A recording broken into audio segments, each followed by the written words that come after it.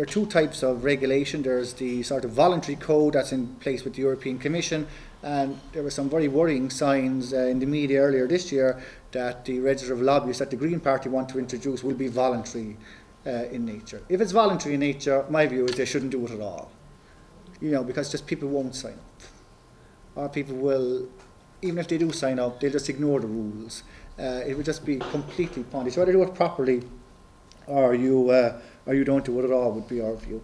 Now, examples of such rules, well, you register with state bodies before contact can be made with public officials, would be the principal one. A register, that's what a register is. You register with the state, you know, and your details are on the state register. And then there is an account taken of your activities with the state body. Would indicate which public actors the lobbyists intend to influence and then do influence.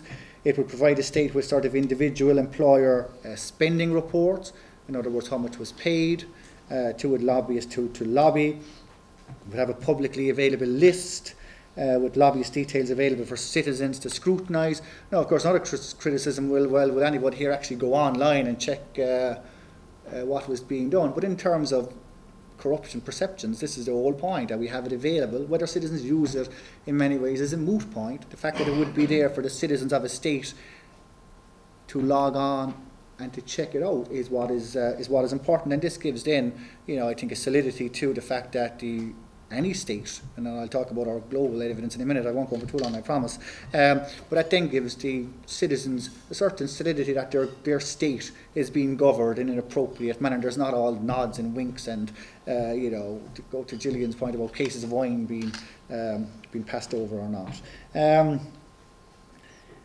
And former legislators, and this is an important point, former legislators should not immediately become lobbyists once they have left public office. This is a crucial point in terms of designing a best system of a register of lobbyists.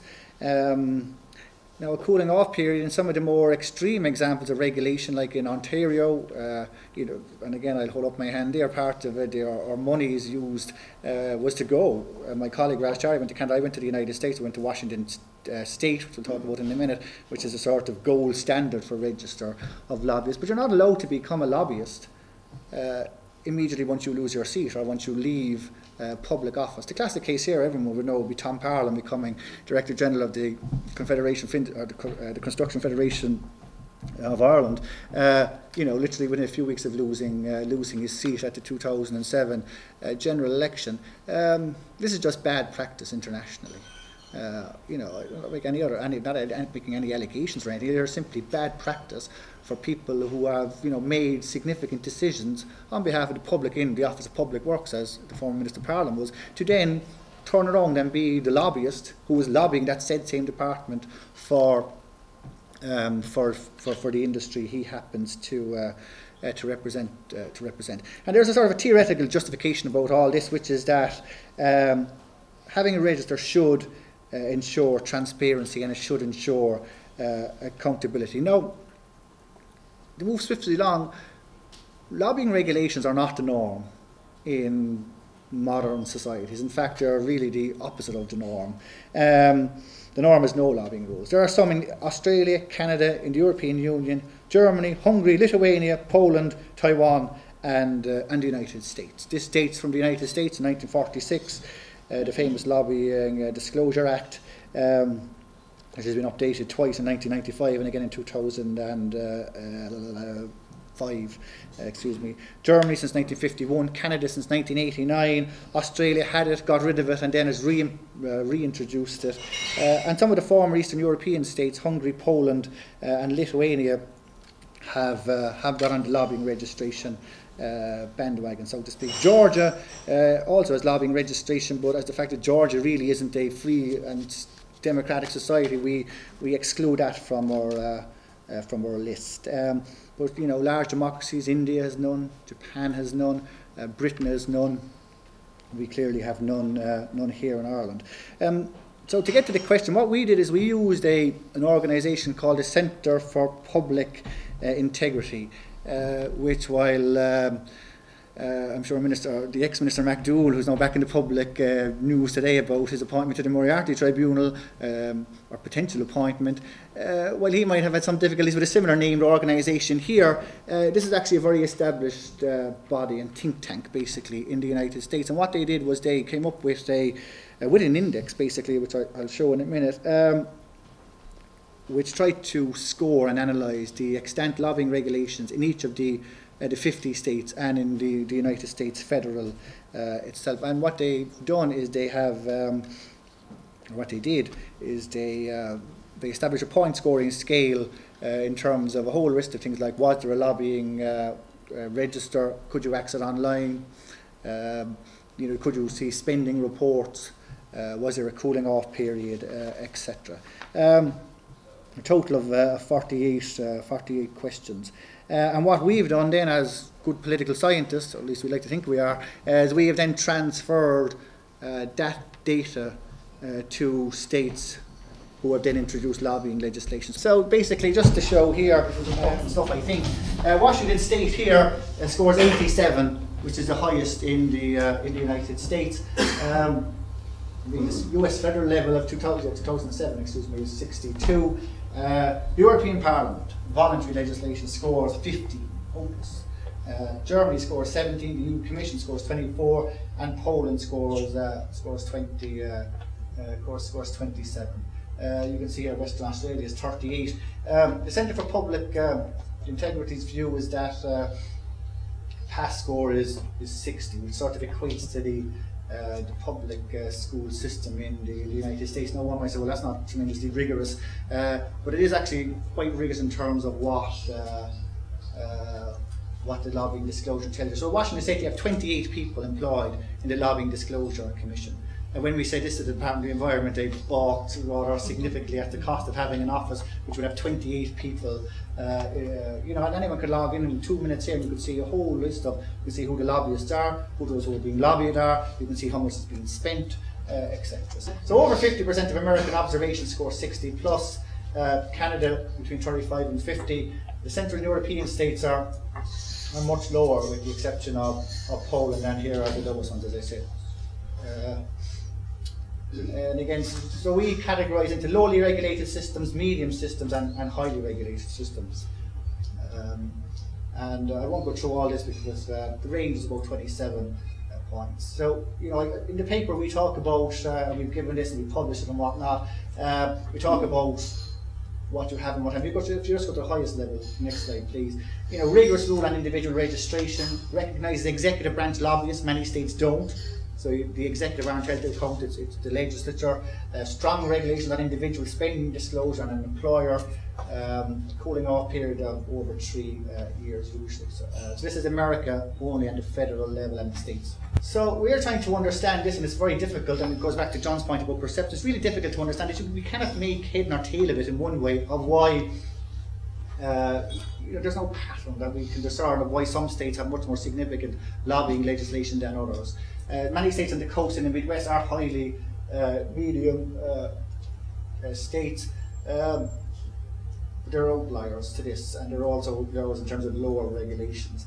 And again, we can discern no physical relationship to the province's physical location. So the European says very low, very medium regulated, but low, as is Taiwan and Australia.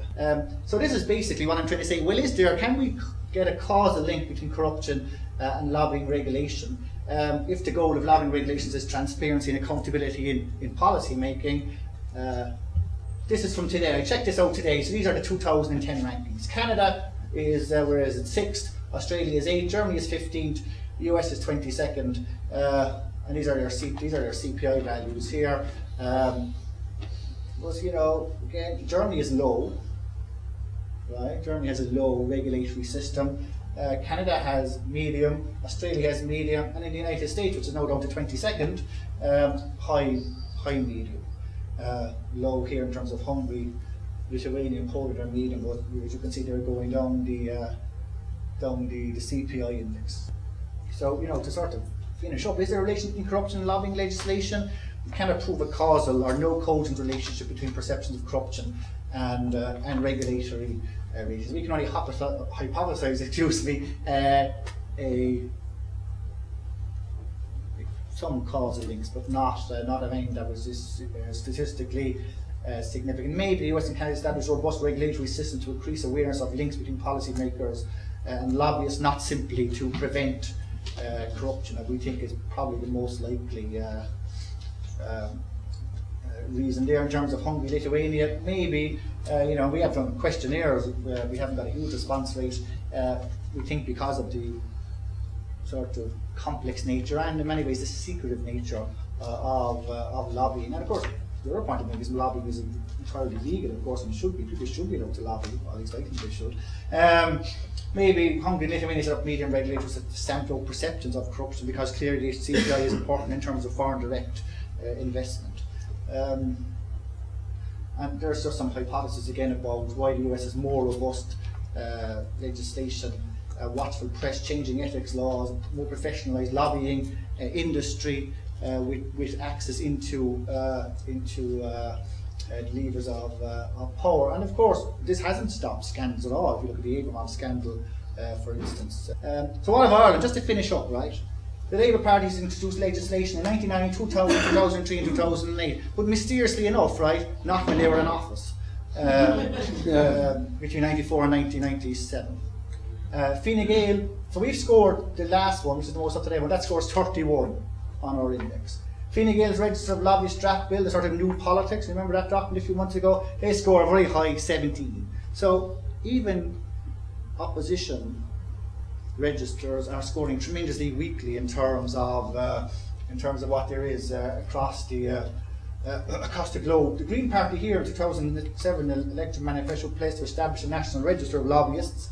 The reiteration of this in October 2009 moves away from consider to we will introduce a register of lobbyists.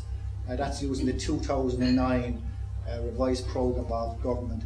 The Minister last Thursday told me that he was much more interested in the first instance, of course, in getting the corporate donations banned as distinct from putting in place a register of lobbyists. And of course, I think it's more likely we probably have an election for any of this going on. So, in 2007, I see Steve Rawson at the back. The PRII called for the establishment of a credible registration system. But this thing is so bizarre. Then we have in 2009, the government announced it would be a criminal offence to lobby in AMA. Now, I have no idea what that means, and I don't know anyone who does. And if someone here could tell me what this means, I'd be only too happy, to find out. Because it seems to me that this is the only institution in the state you can't lobby, which is all a bit of a mystery to me. I don't know, I'm lost. So this is what we would do. This is what I would. This is what I suggest, and this is the point I wanted to get across tonight. And I've been in support of transparency for the last decade. I've sat on the advisory council. I wrote one of the country reports on corruption. We think, right, and I do, that at a minimum, some review group should be established immediately to start considering the implementation of lobbying legislation. It should include stakeholders of lobbyists and those who lobby. We think it's a myth, that lobbyists don't want to register. In fact, if you have a lobbyist to register, you're more likely to get more clients because you can show that you can influence. Now, this might in one way start to be defeating the purpose, but if it cleans up politics, we think that would be a good step. And I don't see any reason why you couldn't set up a register of lobbyists literally immediately. We recommended back in 2006 to the government. We recommended to all the political parties that this would be easily done. We've given them a template. We've put in place medium regulation. We're not looking for the bells and whistles one because it's expensive.